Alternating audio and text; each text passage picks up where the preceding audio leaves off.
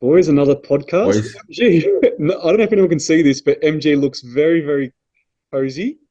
What do you Man, got? I'm just wearing the dressing gown, man. I'm like, you know what? Fuck it. It's a fucking cold winter's day. It's raining outside. I came home. I'm wearing shorts and a t-shirt, and it was a bit chilly in the house. And I'm like, you know what? I fucking put a dressing gown on, and I feel fucking fantastic. I don't even know if I own a dressing gown. I The gotta go. best, I've man. got, I've got an Woody. Do you have a Woody? Nah, No. Scotty? nah, this is the shit. What's a hoodie? Woody, it's Woody? like a onesie with a hood on the top. It's Yeah. like a blank. It's like a blanket jumper hood, Yeah. all in Okay. one. No, I don't, and I don't do dressing gowns either. My wife does. Your kids don't have hoodies? They got though, yeah, but they're like towels, as in when we take Yeah, them to the yeah, pool and stuff, yeah, and yeah. then It's we like take it's them out like of the that, shower. but yeah, like that, but more I blankety. think I think I think I know Yeah. what you mean. Yeah, yeah, I'll wear it. I'll wear it on the potty one day. yeah. Do it. 100%. We should all get matching ones. Yeah, let's do it. Like, Hey, go. How's yeah, everything going, Scotty? going good, man. How's things going with you? You're the one that's about to jet off overseas. Yeah, I know. Leaving tomorrow morning, super early. All packed. All like not in the bag packed, but like all ready to be packed. Um, So yeah, looking forward to it, man. Really, like I've never been to Korea before. I probably wouldn't go for any other reason, but the fact that there's, ICN Universe over there and it's a good opportunity to go. And then after doing some research and just having a look what's there to see, there's so much to do. So, we're staying an extra 4 or 5 days after the show just to take in all the sights of Korea. But like Mm-hmm. the shows they run there look absolutely epic. Like Mm-hmm. the stage is crazy. There's laser lights. There's confetti that comes out of like cannons, and they've got like drone cameras that are like flying around everywhere. It's like it's ridiculous. So I'm looking forward to maybe coming back with some ideas. Mm-hmm. And Yeah, That's for cool, sure, man. man. yeah, so it'll be really really good. And I got no idea what to expect. Like I don't know what other countries are going to be there, what other people are going to be there. So it'll be interesting. Yeah, it'll be good. Regardless, you're going to be a standout in more ways than one. It's going to be good. Well, from Australia, there's obviously, Is there going to be an Instagram live? yeah, I believe so. I believe on the ICN Korea official page, they'll do an Instagram live. So, Otherwise, you'll so the girls are otherwise, going to be on pretty late. They're yeah, going to be on around about 7:30, 8:30 at night, which is only an Mm-hmm. hour difference. They're an hour behind us. yeah. It's going to be pretty late. But I'll try to capture as much as possible. And I know I'm not going to be able to do the potty next week, so I'll have to skip next week. But I'll come back with plenty stories. So the potty after that will be pretty big. It'll be fun. Look forward to seeing it, man. Yeah, if you have a look at it, it is definitely epic. Yeah, yeah, looking forward to it. But how's everything going with you, MG? Good? Good, man. Very, very good. Not just because I'm wearing a dressing gown in the middle of the day, but obviously started the cut this week or last week, and feel much better. Yeah, you were just saying off before we hit the record button that you're just feeling a hell of a lot better, just eating less food and just feeling a little bit lighter. That's for sure. Like I've still got plenty of food, um, but man, just feeling lighter. Weight's obviously down a little bit. Energy's super high. Looking forward to a few meals again, and I just feel way more productive, man, when I'm dieting. I don't know why. It's just a mindset shift. I get more done. Hmm. Yeah, I So, guess when you man, don't eat too, mood's better. Like just my yeah, my general mood is better. Everything's better. Like I reckon if you ask my wife, she'd say the same thing. Like this week's been very, very good for me. Stress has been low, even though the same stresses have been presenting, mhm. through, the businesses and everything that we've got going on. I just feel like I've dealt with it much better. Yeah, awesome. Yeah, I find that too. You're a little bit more productive. You're a little bit more, planned and routine, especially when you're in a cut, and you kind of really use your time wisely. Definitely. I agree with Yeah. that 100%. How about you, Scotty? How's prep going? Yeah, man, it's going good. Yep, it's going really good. Just rinse and repeat, stock standard. Just Where going you about it. where you sitting at the moment? I think this week will be. To be honest, I lose track. I should be able to tell you 17 Six, wins. six, 16, isn't it? No, like body weight. Do you know what weight Oh, you're weighing at? body weight's been hovering around the mid 87s, low to mid 80. I had an 87.3 and 87.5 this morning. Hmm. Um, Are you just halting things at the moment? 16 weeks out this weekend. What's that? Sorry, bro? You're just slowing things down at the moment? Yeah, so I think I'm gonna have to eat like scale weight alone, but just going by um how I look. And Jen actually asked me the other night, um, you are you gonna start having a few more refeed days because I'm starting to like there's still a lot of refinement that needs to be made, but given that I've got 16 weeks, I don't want to be like 100% at like 7 or 8 weeks out because there's still another 6 weeks after that first show. It's just not smart to go about it that way. So I think I'm going to run. I thought I was going to run a diet break this week, but I'm not. I'm just going to wait and I'll run it next week. But I've brought food. So I was running 5 down, 2 up, and now I'm running 4 down, 3 up. So that should slow things down a little bit. So what does a diet break look for you? Well, I'll auto regulate it, but it'll be at least 5 days, so it won't be overshoot. It'll just be the exact same refeed intakes that I've been taking. So I've got a rough idea of where my maintenance calories lie, but it's also hard because on the days that I push in more food, like unintentionally, I'm just more active or things have come up with kids or I've had to rush around more. And so the refeeds probably haven't stuck as much as I would have liked, but I don't know that that's because the nutrition system's wrong. It's just that if there's miscellaneous things that just pop up, given that energy balance is very dynamic, it can change. So I've kind of tried to auto-regulate it. There's a couple of days where last week it wasn't planned for me to eat the amount of food. So start again. It wasn't like my refeed intakes were 3,300. And I ended up pushing in 3,600 because I'm like, I know that my steps have been higher. I've had to do more of this. And I still woke up and I was lower and I knew that I'd trained harder. So it's things like that that I think I'm just going to auto-regulate a little bit more based on, I know my body pretty well and I know whether I feel like, when you go to sleep, you just know if when you wake up, you're like, I know I'm going to be low tomorrow. And same when you wake up, you have that feeling.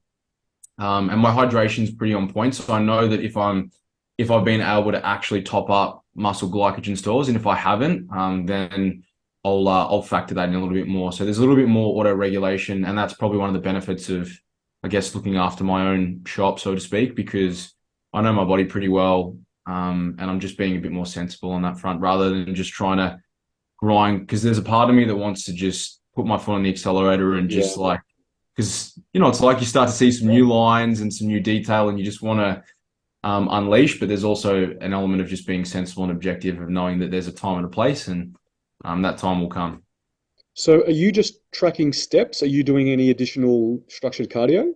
So I'm not doing any cardio. I track my step output, and I'm aiming to shoot for. I was aiming originally for 11,000, and I get that without even scratching my nose. But just little things like we've got a reasonably big house, and so if my kids cry after I've put them to bed, and I go down all the way downstairs and I have to go all the way back up, and they'll want something, and then I go back down and come back up. It sounds like I get it. But man, all that sort of shit adds up. Carrying stuff upstairs, carrying kids around if they want airplane rides, all those things cost energy. But this has probably been the first week I've started to notice lower perceived energy availability on certain things. So I think even just that alone, that's like another indicator that things are starting to change a little bit. So I just got to make sure I give back to the system. But otherwise, man, it's good. Can't complain. So not the week for me and MT to ask you for an aeroplane ride. No, man, giving you an aeroplane ride, that would, although when you finish your mini cut, it might be a bit easier because you're 7 or 8 lighter. I'm fat as fuck at the No, not at all. But no, it's good. So, because we got a couple of questions about refeeds and high days, and what's the difference in a refeed and a high day? Mm-hmm. And I wanted to ask you about the diet break too, which you kind of mentioned. So I'm assuming your diet break it's still all tracked, measured, managed, and prepared by you, as if you're in preps, because you are in prep still, except they're just all higher calorie days. Is it just carbohydrates you're increasing, or? Yes. So my nutrition doesn't deviate ever. So the foods that I eat on a refeed day are exactly the same to what I eat on my low days, but I just have more. So for example, one of the meals, and I've actually made a change. I don't want to mention what I'm having because people in my local area will start going and getting it, but there's a meal, I'm actually not going to do it because it's infuriating. Like a lot of people in my area that I work with go to Coles Greensboro, and a lot of them listen to this podcast. And one of these ingredients is actually it can be difficult to get, so I won't mention it. But anyway, it's one of those meals. Everyone's gonna think that sounds really silly, but trust me, it actually happens. It's like the ayam sauce I know. pandemic. There was a period where you couldn't get it anywhere. I know. I was, What did man, we start? I was having to drive to Doncaster to go and get it when Greensboro shopping centre is 5 minutes from Monty. Yeah. So the food sources that I consume are exactly the same, except on one of those days where the days that I refeed, the evening meal will have rice instead of having potato, and then I just have more cereal in one of my other meals, and that's So really the only difference. your refeed is just higher carbs. Yeah, it is. And then if, like, for example, if I've had, like the other day, I had a refeed and I woke up the next day and my weight was still 400 or 500 grams down, and people will be like, oh, it's just when people make comments like my coach is a whiz, whatever, if you had a refeed and your weight didn't come back up, it means that the amount of carbohydrate that we pushed in wasn't enough for it to stick, essentially, provided that you're not dehydrated. So that day, I brought my fats up by 10 grams extra just to allow that carbohydrate, hopefully, to stick a bit better. And it did, but probably not to the extent that I wanted it to. And that's where, like, I'm kind of realizing, and I had the same problem I always do. Once I start to get reasonably lean, it takes a fair bit for my body to soak back up again. So I have to be a little bit more aggressive. And that's something that I'll probably play around with a little bit next week when I run it. I'll probably start off with my usual refeed days for 3 days, and I'll see the response that I get. And if it isn't, and I don't, full transparency, I don't know that it will be the response that I want. So then I'll probably look at making another increase on that and potentially lifting fats by maybe 10 grams and see if that makes a difference. And it's not also just on scale weight. Like one of the biofeedback mechanisms that I always encourage when people have refeed days is gauging how is training performance in terms of perceived energy availability, the quality of the training, but also was it easy to get a pump? So if you've had 2 refeed days, you've pushed in an extra, say, 200 grams of carbohydrate, in theory, you'd think that you would be able to get a much better pump.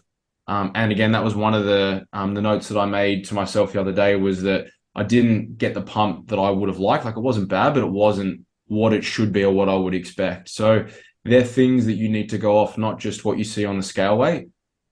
So scale weight can sometimes be misleading. It's not just muscle glycogen, it's also fluid, and it can sometimes be edema as a result of, if you train legs and you know that your legs are heavy and then there's a lot of edema, you may be holding onto some fluid. You may have also factored in a refeed. You're like, oh, the refeed worked, but in reality, maybe it didn't. There's inflammation as well. Yeah. Yeah, there's a lot that goes into scale weight for sure. Yeah. So when you are doing a refeed or changing your food, higher calories, or even dropping food down, are you still making sure that your sodium and potassium pretty much stay where it should, like try to stay super consistent? I do, but when I'm pushing in more carbohydrate, I'll typically slightly increase my fluid intake. But again, my fluid intake is like a minimum. I'd want at least 3.5, 4 liters, and most days I'd have 5 liters without even trying anyway. So that stays pretty consistent, but I will make more of a conscious effort to push in at least an extra 500 megs of sodium, just to account for that, which again, I don't have any issues in doing that. And to be honest, I don't like overly seasoning. So one of the things that I'll do is, with one of my meals, if I need to have more, I'll actually just break up, I'll half the salt tablets, the ones that we give our clients on. And I'll do the same thing on leg day, because I'm renowned for cramping. So rather than cramping in the middle of the night, which does tend to happen to me, I'll literally have one as soon as I finish training, a salt tablet, and then I have one before I go to bed. And that helps to prevent me from cramping. And it also helps from the fluid that I've onboarded not to just piss it out. Because typically, if you have a big session, you're sweating heaps. Like, say, I'll use myself as an example. Last night, I weigh myself before and after I train so that I know how much fluid that I've lost based on how much I've consumed as well. And I'm usually at least 1 kilogram down. And so based on that, I know I need 1.5 liters of fluid to restore it. But if I just try and drink that all in one hit, all that's going to happen is going to go straight through me. Whereas if I pair that with some sodium delays gastric emptying. So it means that the fluid that I'm onboarding it will slowly be absorbed and will be able to return me back to a homeostatic level. Yeah. You know what's funny? Those salt tablets, right? The Toppins ones. Um, I actually saw them at Chemist Warehouse the other day. Did you Because I grab a know, few? Because they're a rare commodity too, I bro. know, and it was the whole shelf was full of them. So I Wow. grabbed a couple because normally they're not there and you got to You buy got them to order them online. online. I was like, oh my God, I'm going to grab some. So Mm-hmm. I don't know, Smart, because they're not man. another Chemist Warehouse. I was just, I've got them from there before, but equally I've missed out way more times than I've gotten them. yeah, I just order them online now because yeah, it's easier. yeah. Because obviously I got to bring some with me to Korea. So I Mm-hmm. saw them like, yes, I'm going to stock up a little bit. Um, But what you were do you, saying around refeeds and high days, a high yeah, day, I mean, it's kind of a loose term. Like it could mean eating more calories, it could mean eating more carbohydrate, but typically a refeed, you're eating at estimated maintenance, given that we never truly know exactly how much that is. And that's why I think if you have an athlete that is very in tune, like let's say that I gave one of you boys a refeed day when you're in prep, and I'm like, okay, carbs are normally at 300, we're going to go to 450 today, blah, blah, blah. And then you get a phone call and your dad's like, Michael, I need you to come and help me move some mulch. And you spend an hour and a half, 2 hours shoveling mulch, right? And it was meant to be a refeed day for you.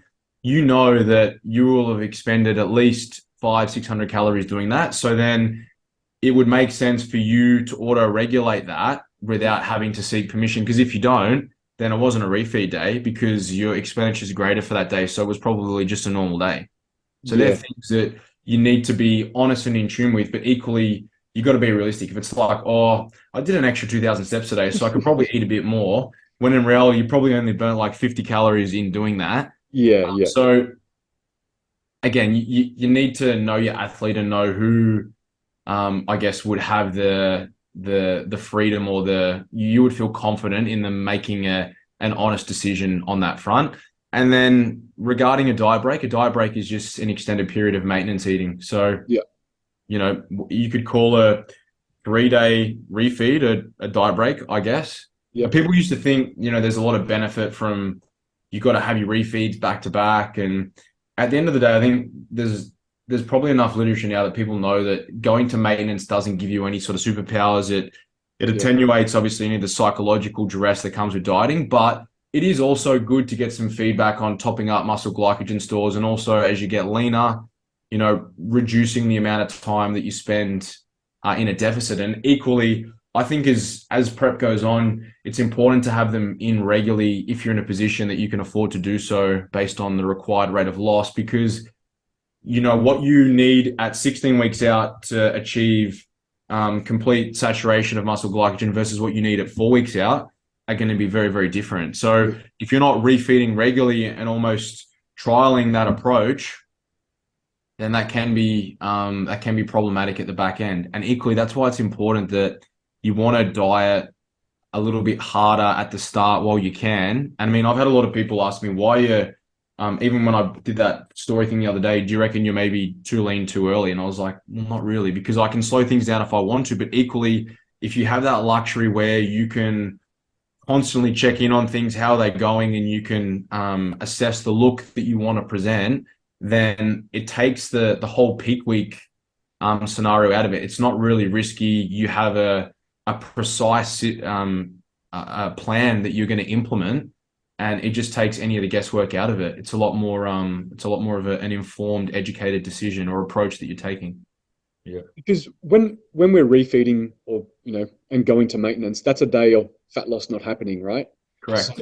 we've got to be really, really careful that we use them appropriately, because if we're still chasing fat loss, then we just don't throw in refeeds because that's what some coach on the internet told us to do. Because Man, that's exactly what I was just about to say. I really feel yeah, like I've done, I've taken on new team members recently who, when we spoke about their last prep or like the strategies used previously, they're not sure why, or they're not sure why they were given it, or it was just done because, well, they're cool, man. Everyone's doing refeeds, right? yeah, yeah, But like, I think Scott nailed it. It's like, what are you trying to get out of it? What are you trying to learn from it? And that's why I never really use less than a 2 day, because I want 2 days worth of, and like you said, MT, I want to be able to come out of that 2 days and have some pretty good data on where the athlete's placed that I can then use later down the track.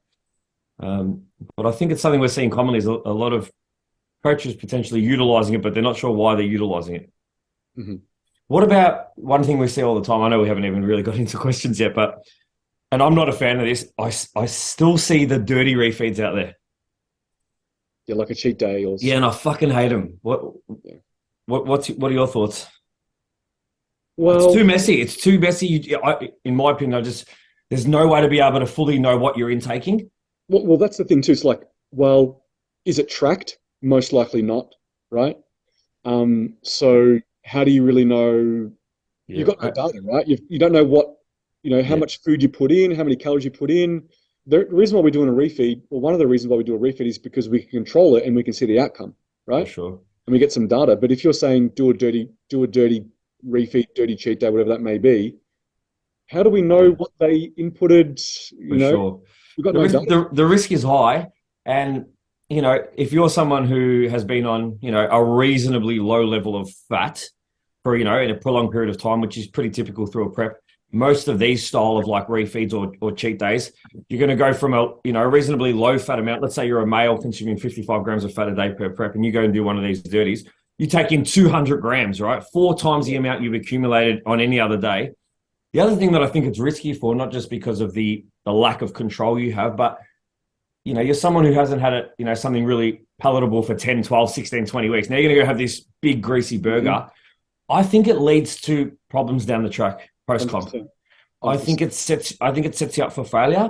Whereas I think just doing, like Scotty mentioned earlier, and this is another thing about Scott. Scott, you equally, you said like you consume the same things on your high days you do on your low days. So here's a summary of the net ATP yield. Well, Oh, yeah. So Scott, you consume Sorry. the same things like that. You consume the same things on your high day as you do on your low day, right? But equally, you consume the exact same things in off season too. So there's not a lot of variance. Whereas if you're starting to throw in, dirty cheat meals or dirty refeeds, I think the risk is high. I think the closer you can stick to what you're already doing, increase carbohydrates, get some good data out of it, and move forward. I think that's the safest way to proceed with the refeed strategy. But you have to have an understanding, and your coach should be able to tell you like why they're being brought in. yeah, especially if someone is a foodie or they're food focused or they have binge eating in their past, it's psychologically it's just not going to be good. Like Yeah, I it's try to bad. think of as a prep is you leave all that stuff in the past, and as you go through the prep, you create a lot of distance between you and it, right? And then you just forget what it was like. Whereas if you implement I don't know, a cheat day or something like that, now you're just thinking about, Well, oh you're my back to God, it. it It's was back. It's so fresh in your good. mind, and it's like can't wait to do it again. And Can't wait to do it again. Exactly. Yeah. yeah, and then we also always talk about embracing the suck. That's what we're trying to achieve. Just embrace it. Don't worry about all that stuff. That'll all be there when you're done, right? Um, we're here to lock down and get the best possible result. And doing cheat meals, cheat days, dirty refeeds, whatever you want to call it, is not going to Yeah. get you the best result. Do you know what I like? I have the mindset. It's like, all right, I've got a high day, right? I've got 2 high days. Mad. So I can add pineapple into my chicken and rice meal. Fucking awesome. Like those are the things that I associate with high days. Like I get to add some good foods into my already good food. Yeah. One thing you said, Scotty, so obviously we know um, refeeds give us some feedback, some information, how much carbohydrate the body um, can handle, what kind of feedback we get from it. We can utilize that later in peak week, things like that. But is it also the fact that we want to, how do I want to put this? We want to make sure the body knows how to shuttle carbohydrate in and digest carbohydrate and shuttle it into the muscle so that it like doesn't forget how to do it. And all of a sudden in peak week, we're trying to do it. And it's like, what the fuck do I do with this? I haven't done it for the last 20 weeks. Are we Yeah, kind of doing it for that reason too? Yeah, so substrate utilization is really important. And obviously, if you spend a lot of time in a lower carbohydrate state, then obviously you're going to induce lipolysis. So, from an exercise metabolism perspective, your body becomes a lot more efficient at obviously oxidizing free fatty acids. So, breaking down free fatty acids from adipose tissue. And that is a pathway that you become very familiar with and you're very good at. And equally, a lot of athletes will employ that approach. Like a lot of footballers will tailor their training around, in a lot of cases in preseason, low carbohydrate, but they do it to I lost my train of thought. To burn fat, like Low carbohydrate. Sorry, I'm due to eat something. So they'll use that as a way of enhancing a specific training adaptation. For example, when you're in a lower carbohydrate state, you can upregulate mitochondrial biogenesis, so improve aerobic capacity. So they can use it on that front. And equally, if you are not spending time consuming any form of carbohydrate, not saying that you're not going to be able to metabolize it and break it down, but your body isn't obviously as familiar with it, as opposed to if I, on my refeed days, I can tolerate at least 600 grams of carbohydrate, no worries, versus someone else, if they had been sucked down on 50 grams of carbohydrate or less for, say, 6 weeks, and then you give them 600 grams of carbohydrate in a day, the likelihood is they're just not going to be able to tolerate that. And equally, they won't be able to metabolize, partition, and break it down as optimally as, say, someone like perhaps I can. And that comes down to, it's all relative. So if someone's baseline low day intakes 80 grams of carbohydrate, then perhaps their refeed days, you know, wherever their maintenance is, depending on how much of a deficit you have them in, it would make more sense, I think, to increase carbohydrate via that, bridging that gap in energy deficit. So if their maintenance is 2000 and you've got them on 1500 in their deficit, then you'd give them an extra 125 grams of carbohydrate, because it would make more sense to do that. And again, given that if they're in a lower carbohydrate state, then they're depleting muscle glycogen stores. And again, as we just said before, we want to get an idea of the look. And so by pushing in more carbohydrate, a little bit more fluid, it will give a little bit more aesthetics to the look, and it gives you a bit of an insight in terms of, you know, where they're at. Because when you're sucked down and you're super low in a low carbohydrate state, you know, you'll look a lot flatter. Perhaps you don't have the same cuts and same details in your legs or in your arms. You push in some carbohydrate, and what happens is that muscle expands and it fills up a little bit more. So it pushes on the skin a bit more, so you can actually get a bit more clarity around exactly, you know, where the detail is. Sometimes when you're super flat, you can be like, you know, I just don't look good, but really it's just that you need to push in some food and clear out some of that fatigue and get an idea of, you know, where you're at and how the look is. And that's why, yes, it's important to spend time digging and dieting, but equally it's important to come up for air every once in a while so that you can get an idea of exactly where you're at. And that's, again, that's the art of coaching. You know, it's knowing when to take and when to give back. And obviously you have to put your faith in your coach, and you also have to equally communicate and give as much data to them, you know, as you can, so that they can make the best decision, you know, around that. But equally, it's I think there's a lot of hype at the moment around people, if someone's carbohydrate intake is super low. Like, I think it's important to remember that anytime you take on carbohydrate, you're shutting off your body's ability to oxidize free fatty acids. So that pathway just goes to a stop. So in order to induce lipolysis, like that carbohydrate that's been onboarded, insulin is more or less blocking that. So you need to spend time in a lower carbohydrate state. So if my low days are 300 grams of carb, I'm easily going to chew through that in a day in terms of training and everything else. So there'll be points throughout the day where I'm in a really, really low carbohydrate state, despite consuming 300 grams, which to a lot of people may be a lot. And it's that period, once that is gone, that you're inducing lipolysis, and that's where you're breaking down free fatty acids. Yeah. It's like we tell people, to get lean, you have to get flat, or you have to get depleted, right? Yeah. Yeah. That's exactly right. You got to get flat to get lean. Yeah. 100%. Now, obviously we've spoken a lot about refeeds, but we did get a lot of questions. So I'm like strategically asking you stuff, Scotty, but it's to answer some questions that we got. So there was definitely a method to my madness and how I kept going down that rabbit hole. No, that's cool. But, you know, apologies for my little brain fade in the middle. I literally, everything went blank. I didn't even know what I was talking about. Scotty's like, who are these two guys on the screen? I've never seen them before. No, I just completely, I was looking at, I was staring at that, and then I was just like, what was I talking about again? Hey, when you do the episode description, can you put like a dot? You know, you do all the points. Yeah. Scotty loses his mind. Yeah. Put that Brain aside. fade. Yeah, mental blank. Yeah. That's it. Um, just to harp on it just a little bit more. So one thing that I got, I specifically remember one client this season. You know, we start to do peak week, we start to do the refeed, start to bring the food up, and they're like, I still feel, I don't feel energized. I don't feel like back to how I was in the off season. Like I don't feel like I got all my energy back. And I was like, you know, the carb up for show is it's all about physiologically having your body change. You're not going to recover from all your prep feels. Like you're Yeah, you're still probably going to be hungry, tired, for you sure, know, for all sure. those kind of prep feels. They're not just going to go away because we're doing some refeeds at the moment. We're going to No, have a that's going to take some time, right? yeah, it's going to take some time, right? That's what the reverse is for. So some people think, oh, sweet, got high days. My energy's going to come back. I'm going to sleep good. I'm going to have, no more prep feels. It doesn't work like that. I remember when I did all my high carb days and even my peak week for my prep, didn't make a difference for my Yeah, energy. Like my look's man, better, but it didn't make a difference from 100%. how I felt. I'm big on like if I'm doing a check-in and we're adding high days in on like really setting the expectation that don't think this is going to be the magical fix.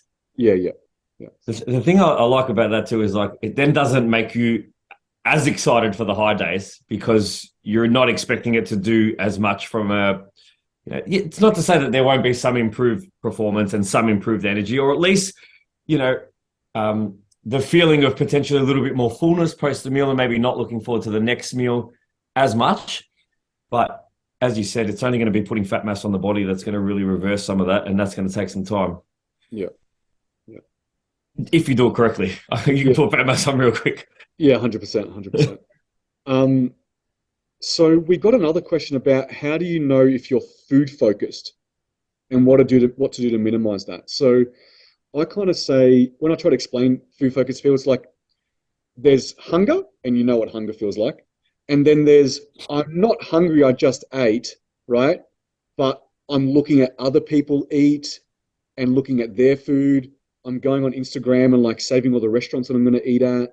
I'm looking at like recipes of things I can't eat. So like you're constantly thinking of Yeah. food even when you're not hungry enough to have had a meal. Yeah. Is that What kind of about how you guys yeah, view it? what about this? I'm sure you've all heard this. Yeah. Your athletes that are doing their cardio on the treadmill, on the step, or whatever they're using, and they're watching like the cooking show. They've never Yeah. watched a cooking show their entire life, but during prep, they're watching the cooking channel. Yeah. That's food focus. That's food focus. Yeah. And so you on board with that, Scotty? You have like same. Yeah, for sure. I think it's inevitable. It's normal. There's a difference. I think like you can be like I'm food curious at the moment, and equally I enjoy watching Jamie Oliver and Gore. Like I'll watch some of that on Foxtel, but equally I enjoy watching that in Anyway. Yeah. exactly. But I am more curious around that. But I don't sit there and like, oh, I wish I could eat that. I'm just a little bit more curious around that. But I think for me, food focus, are you constantly trying to change up your meal plan so you can have this, so I can try and fit that? That can become problematic. And equally, I think if you're going to extreme lengths to try and make your food more palatable, then that can be problematic as well. And there's actually some research to support that if you're people that engage in more highly palatable eating typically consume more food than those that perhaps just eat the same things. And so that's why I think it's just when people like you guys get the same thing, how do you eat the same thing all the time? I just don't really care anymore. Like I don't have that relationship to it. It's just food. Like I need it to survive. Like it's like drinking water. We need it air. You just do it. It is what it is. I think if you're obsessing over it, then you're just leaning into it even more. And then it's just like tipping more and more petrol on the fire. Like it's normal to be hungry. What did you expect? I gave the analogy the other week. It's like people that enter a prep and complain about being hungry. It's like complaining about getting wet when you go for a swim. Like what did you expect? There's the next TMG t-shirt. I'm really, really tired. Well, you're eating less and you're expending more energy. So sometimes when you just take a moment to look at it objectively like that, it makes all of those things, it makes sense. So it's like, rather than leaning into all of the discomforts that come with it, start to perhaps look at some ways that you can manage them more optimally. So how can I recover better? How can I prioritize things so that I'm always tired in the afternoon. Okay, so how can I navigate my day so I can be more productive earlier? So then it doesn't really matter if I'm tired later. Maybe go to bed earlier. Yeah, I think it's those things where, you know, it's all part of the process and there's sacrifices that we have Hmm. to go through. And also it's just what we need to do. Like if you want to optimize training, I'm sure people will do everything they need to do to optimize training. Same thing with nutrition, right? If you need to optimize nutrition, there's things you need to do, right? And that sometimes is, not having overly palatable food, maybe eating the same thing every day, or maybe having a set, menu for the week, and then maybe you change it for the next week or something like that. But there's going to have to be a level of sacrifice and then consistency, which may not be super fun, but it's just everything we need to do to be part of the process. Because there'll be people out there that will do it, and they'll be the ones that have more success. Yeah, and the Yeah, ones and that are food focused and hungry. put a plan in place. Everyone knows I'm renowned for saying one of the things it's like an analogy that I have for my clients. What's in your contract? Like I've got people at the moment that are away over in Europe. What's in your contract while you go away? And it's literally, there are some non-negotiables that we put in place, and these are improvement season. They're not entering prep yet, but they're about to come back and go into their pre-prep phase for next year. Mhm. What are the non-negotiables that we're putting in place that you're going to do every single day? And you need to list them to me. And typically they'll categorize them into 3 or 4 pillars and they'll go through them. And it's literally a contract that they're signing with themselves and I'm overseeing it and they're agreeing this is what they're going to do. It's no different in prep. What are the things that you're not going to deviate from? Yeah. Because typically people will start out with good intentions, but then it just gets too hard versus, again, just having that routine. Like, don't say I'm going to do this at this time, but then you do it at that time there. I'm going to go to bed at 9 o'clock and you go to bed at 10:30 and you wake up and you're tired. You'd normally go to bed at 10:30, but you're normally eating more food too. So perhaps you need to go to bed earlier so that you can give your body the recovery requirements that it needs to meet the demands of what you're asking of it. So, um, I yeah, I think think you also just too is that food focus or that eating overly palatable food is a little bit of FOMO and a little bit of keeping within the trends. Like we see that maybe currently everyone's doing protein pancakes with fucking shit all over them. So it's like then clients feel the need to also do that and post about it too. So there's almost like trying to stay within the trend or within whatever's cool at the moment. So it's like, oh, everyone else is doing this, so I've got to include this in my diet. So don't get stuck in that cycle and think you're having FOMO. And we know how people are. Like people post a lot about what they're doing in their life on social media, and they like the clicks and they like the likes and they like the drooly faces that come along with the food they post and things like that. So they feel like they need to keep up with the trend and the up with the appearances, which they can fall into a little bit of a spiral because now they're including all these overly palatable foods in their diet because it's cool, but it's not setting them up for success with their prep. Maybe with Instagram, it's setting them up for success and they're getting some good likes and comments, but it's not helping their prep. So, and you know what? Your coach sees it too. Trust me, we see it, right? Especially MT. He sees everything. Yeah. equally, I think, as I've said before, success leaves clues. I think if you look at the best athletes, are they really going to all that effort to make these protein pancakes and to make that this or whatever? They're not really. They're just doing what needs to be done. Mm-hmm.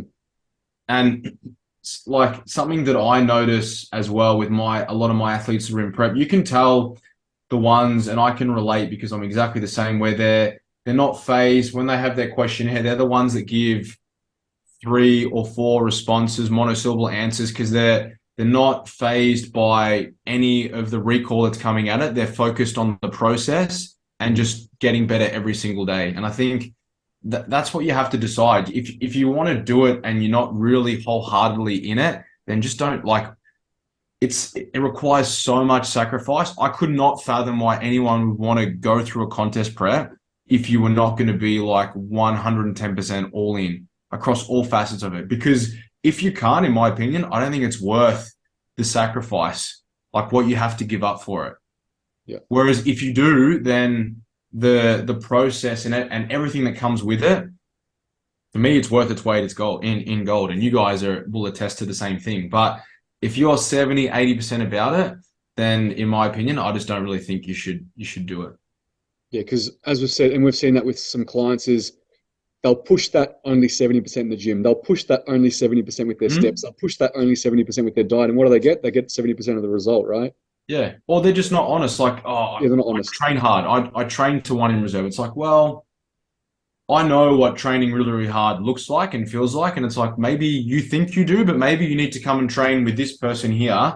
Mhm. And then they'll show you what training hard really fucking looks like. Yeah. And then it's like, well, I thought I trained hard and actually I don't really train that hard. So Yeah. maybe I need to go and I need to work a little harder. And this is the thing. Sometimes when you're done working hard, you need to just work a little bit harder. Mhm. Just talking about like that training intensity and you training hard. Even lately, you ever feel like sometimes you feel like you could be giving more? So like lately I've been testing myself. So let's say I'm doing hamstring curls and last week it was like 4x12, right? And I'm like, yeah, like it felt like it was hard. Then this week I get to 13 and I'm like, that feels like it was none in the tank. I'll take like 3 seconds and just like fact check myself and just go for one more and just, okay, no, I can't do it. Just to make sure that I am. If it was real mechanical. Like if it was real, you know what I mean? Like, yeah. And I'll do that every sort of 4 to 5 weeks just because I'm like, all right, MG, are you really fucking where you say you are? Makes a difference. And an easy self-check is if you had, everyone's so focused on social media. If you had someone videoing you right now on a live and all of your people and all of your clients and friends were watching, would that have been your last rep? Would you have found a couple more to go to that next level? Because if you would have, then, maybe you need to train a little bit harder. And equally, if you're having to draw into that for motivation, I think maybe you just need to dig a little deeper internally. Yeah, for sure. Yeah. Okay. So, well, obviously we're talking a lot about food and food focus and refeeds and stuff, and it's all great stuff. I want to come back to you, Scotty, because there's a question here. I might as well just use you and turn it into that. Check-ins. So do you do check-ins for yourself? Because we spoke about this just off recording about taking on some new clients that come from other coaches and just what to expect. And we even got a question about I only check in with my coach when I want to check in. They don't ever ask for one. They said, is that right? And I was like, oh my God, that's so wrong. So Scotty, do you check in on yourself and put in your own data and check in? And MG, I know you spoke about some experiences you've had recently about, what clients should expect from their coach. So maybe start with you, Scotty. Yeah. So the check-in format that I use, as you guys know, I fill that in all of my quantitative metrics exactly the same. I also I'm a big advocate of reflective practice, both professionally and also personally, in terms of journaling down certain things, if things come up, events, whatever, experiences, so that I can look back on it, assess it, and essentially improve and be better, both as a coach, as an athlete, and within my personal life, with my friends and my family, my partner and whatnot. So I do that weekly. I'll typically journal. It'll usually be on a Saturday or it'll be on a Sunday. Sometimes it'll just be if I have a moment and I'm giving thought to something, I'll literally pop it in my notes. So it's almost like a running notes, and I reflect on it and I read back on it, usually from the very first journal that I've made from the start to where I am, to have a look and even see if there's a change in the narrative to how I'm writing or speaking about certain things. And so all of those things, I assess my mood. So equally, if I feel like I've been a little bit more irritable, I rate my mood from 0 to 10, things like that. And then on the days at the end of the week, the days that perhaps weren't a 10, if they were a 7, I've had 1 6, like, why was that? And so then I'll reflect back on that and I'll perhaps like write, well, what did I do that day? Was I good in that moment? Was I not? There was a moment the other day I had with, I can't remember, it was something with it was Harvey in the kitchen. He was bouncing around like a bunny rabbit and he wanted an orange juice. So I gave him one. I said, Harvey, don't bounce around with that. Kept telling him, no, I won't, did it. And then bounced it. His juice went all over him. This is after I've just mopped all of I just cleaned the whole area, mopped the floorboards, and it went all over him and he was losing it. And he kept going, and I shouted for the first time. I said, Harvey, stop.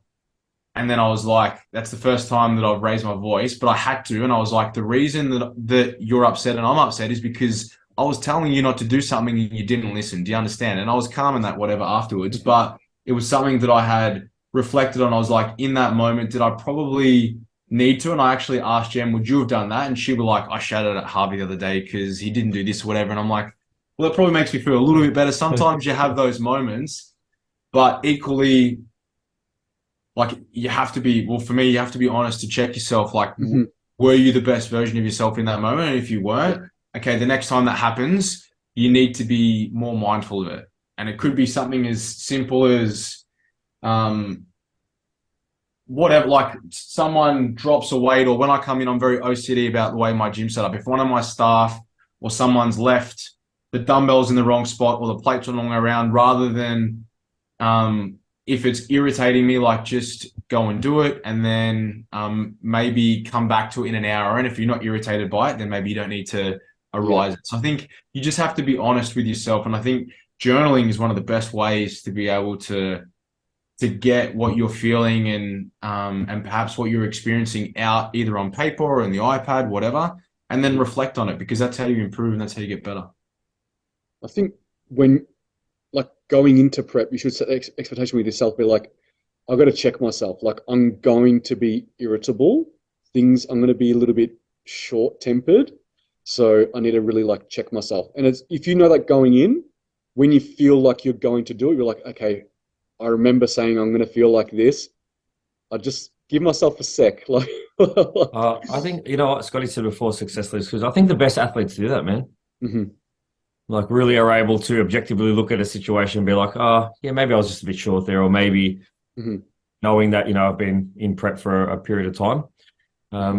But equally, I think how you handle yourself makes a big difference. Like the way Scotty handled himself in that situation, I think there's probably some parents listening to us now who are like, fuck that, I would have. So, you know, and that's Scott giving him, that's a 7 for Scott. You know, so, but everyone equally is different. Actually, completely on topic but off topic. I was remember when I had that Bucks a couple of weeks ago. yeah. I was at the table and I was talking to this guy who was like a friend of the Buck, and we were just talking about relationships. And he, you know, admittedly he'd had a few drinks, and we were talking about relationships. And I said, look, Meave and I don't fight. We don't argue. We don't raise our voice at each other. We disagree sometimes, but we walk away and we'll get back to it later. But we've never, in 6 years we've been together, never raised our voice at each other. And he turned around and he's like, oh, that just sounds like a fake relationship to me. That sounds like hell. And you know, I fucking started fuming and going red. And I just said, look, watch the next thing that comes out of your mouth, because you're barking up the wrong tree, right? Yeah. But getting back to like what was happening with Scotty and how Scotty handled himself, do you think that like prep definitely makes people far more irritable, and people who have a tendency to be generally relaxed in situations, prep can change them or change the way they deal with things? So for me, I think that well, you're both calm. I know you're both super calm, and I've seen you both dieting, and like MT, you're the fucking happiest guy ever when you're dieting. You're like suck down a fucking sub 5% body fat, and I look at you and you're like, how are you? Yeah, fucking awesome, man. Yeah, great. So you're not a good example. Yeah, I guess when I think I mentioned this like so many podcasts ago when I was in that stage, it's like I think I'm just really, really wary of where I spend my energy. Yeah. So I'm really wise on, do I really want to stress about this? Do I really want to put my energy into this? I don't have a lot of energy to give at the moment. And then you're really, really mindful of what you really worry about and what you don't worry about. So I think maybe I worried about less stuff when I was in prep, because I was like, oh, it's not a big deal, or you just wouldn't associate with certain people or certain situations because you just didn't have the energy to deal with it. So did you feel like you were more irritable? I think I was a little bit more short and to the point, and I'm pretty short to the point anyways, but I think because I just didn't have the energy to continuously explain, like and continuously just like give a long-winded answer, if that kind of makes sense. It'd just be like, so you got better at moving on with things faster? Yeah, I did. Yeah, I did. Yeah. What about you, Scott? Like, I know you, right? And obviously MT knows you, but do you find that as a whole, you're still able to maintain yourself pretty much the same way? Yeah, I mean, I'm a human being, so everyone has moments where they perhaps fall a little bit short, but it's something that I'm very wary of. And again, like I said, I reflect on as I journal each week in terms of things that were perhaps good, things that perhaps weren't, and things that I'm always wanting to improve at whatever I'm doing. It's just the way that I'm wired. But I think when that happens, over the years, I've just developed, especially having kids, just more tools in terms of how to manage certain situations in terms of being a bit better.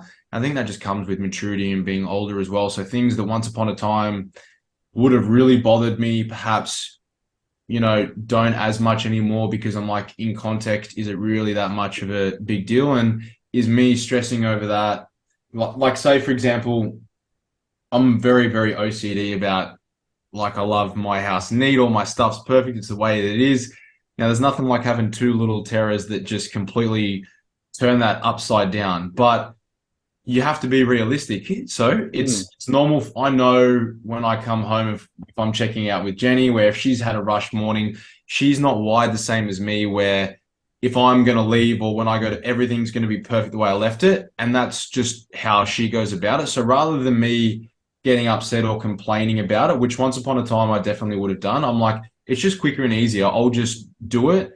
And then that way it'll be done. It'll be the way that I want it to be. And that way, I don't have to bring it up. I don't have to be annoyed at the kids or whatever. It's just something. So you'll just manage it in that way. Or if there's equally, like you said, when you and me, if you have a disagreement, if there's something that it could be anything that comes up. If I've come home and I've literally just cooked before, I'll always greet my kids and my wife. But if I need to just take a moment, I'll literally just say, I'm just going to have a quick shower, just wash off the day, and then I'm going to come down and I'll literally just play like just some relaxing music while I'm having a shower to literally, and I use the analogy of a shower to wash off everything and then just take that 10 minutes, because we give so much of our energy to so many people every day. Yeah. And it can be hard on our partner sometimes because you come home and there's not really much left in the tank. And equally, it's not really fair on them to get the worst version of you when everyone else gets the best. So if you're in that moment and I feel like I'm maybe running a little bit low, I'll try and top up the tanks and just freshen up a bit and have that moment to myself. And equally, as long as it's communicated, then it's fine. And equally, as I'm sure Meave would know with you and Kiki would know with you, MT, your partner knows when you just need to have, like, you just need 15 minutes. And they're not equally not going to bother you. You just need that time so that you can recoup and then come back. And then I think one thing that we all three of us do is try not to let what we're doing in our choices to comp prep or whatever that is affect everyone else. Yep. Okay? And then if we feel like it might, we just give them a heads up. Like, it's like, can I just have a sec? Or I'm just going to go have a shower? Or can we just not talk about that right now? Or whatever that may be, right? So as long as you communicate and try your absolute best to not let whatever you're doing affect everyone else, then that's the best we can do, right? So I love what you said, Scott, about giving your best to everyone else, but coming home and giving less. Yeah, and a great point that everyone should think about. Everyone will come across, and I can put my hand on. None of us here are perfect, and in earlier days, that was something that I definitely wasn't very good at, and something that I'm always constantly trying to work harder at, and even more so when you go from just having a partner to having kids, that changes the dynamics as well, and equally. First and foremost, for me, your family are the most important thing. This is just something that we do. A job is something in a career that we have, but it doesn't define who we are. Well, at least for me, it doesn't define who I am. So that it's really important that those people know their value and they're made to feel that. And again, it's important to check in, but equally, I think you just have to be honest and realistic with yourself. And if there's ever a time that you've fallen short, put your hand up. And obviously communicate that you weren't perhaps at your best for that moment, and then reflect what can you do to be better the next time around, because the only way that you're ever going to improve is by making mistakes. And I don't ever have an issue with anyone, myself included, even though it frustrates me, making a mistake, so long as you learn from it. And if you learn from it, then that's how you grow. That's it, man. Well said. I think that's a perfect note to end it on. And we say it all the time, like, you learn so much about yourself in a prep. So much about yourself.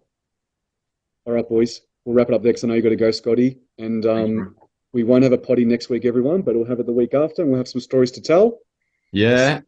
Safe travels. Who are you flying with? I meant to ask you that. Qantas. Nice. Yeah. It's a 11-hour flight from Sydney to Seoul. And And it's only 1 hour time difference straight up. Yeah. you bringing food on the plane, or are you eating the Qantas? I'm gonna bring some food. Yeah, I'm gonna bring some food. Yeah, yeah. Um, even though I did flag gluten free, so if the food they do give me at least won't be, it'll be least less crap.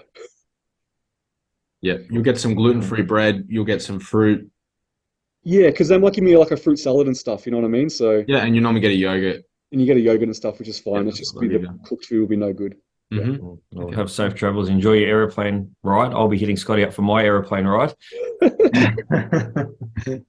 Yeah, All we right, look forward fellas. to hearing how it goes, man. Yeah, Will good do. luck. I'll let you I'm know. sure you do. I'm sure you'll do really, really well, and the girls will do great, man. Thanks, Yeah, boys. I Appreciate concur. it. All right, All we'll right, chat boys. soon. Have a great Thanks for day, listening, boys. everyone. Take care. See you Bye. guys.